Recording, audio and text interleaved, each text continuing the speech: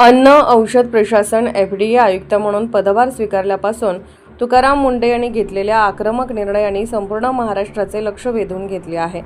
पतंजलीच्या दिव्य फार्मसीवर केलेली धाड असो वा वर्ध्यातील प्रतिष्ठित गोरस भांडारावर केलेली कारवाई, मुंढे यांनी कायदा सर्वांसाठी समान हेच तत्व पाळले आहे। मात्र या धडाकेबाज कारवायांच्या पार्श्वभूमीवर त्यांची बदली होणार असल्याची चर्चा सध्या सोशल मीडियावर मोठ्या प्रमाणावर सुरू आहे।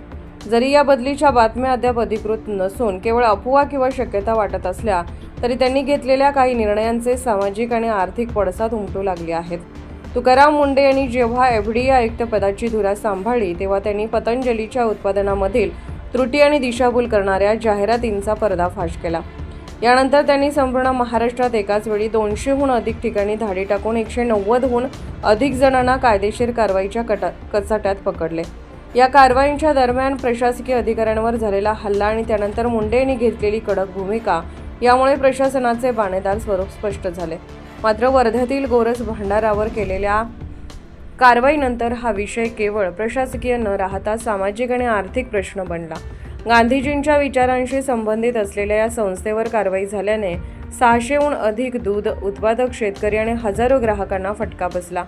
दररोजचे दूध संकलन थांबल्यामुळे शेतकऱ्याचे आर्थिक नुकसान झाले, ज्याचे तीव्र पडसाद उमटले। शेतकऱ्यांनी आणि ग्राहकांनी एकत्र येऊन या कारवाईचा निषेध करत प्रशासनाने थेट उत्पादन बंद न करता त्रुटी सुधारण्यासाठी मुदत द्यायला हवी होती अशी व्यथा मांडली।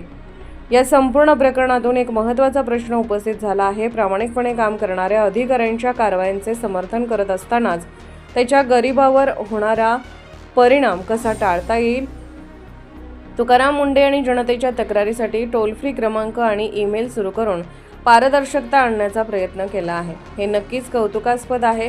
सध्या तरी त्यांच्या बदलीचे कोणतेही अधिकृत आदेश आलेले नाहीत, परंतु प्रामाणिक अधिकाऱ्यांच्या कारवाया जेव्हा बड्या धेंडांना किंवा प्रस्थापित संस्थांना धक्का देतात तेव्हा अशा अफवा पसरणे ही महाराष्ट्राच्या प्रशासकीय व्यवस्थेतील एक दुर्दैवी बाब आहे।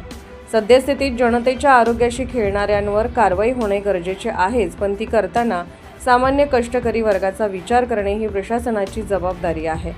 कायदा आणि माणुसकी यांचा समतोल कसा राखता येईल यावरच आता महाराष्ट्रातील या प्रशासकीय संघर्षाचे भवितव्य अवलंबून आहे।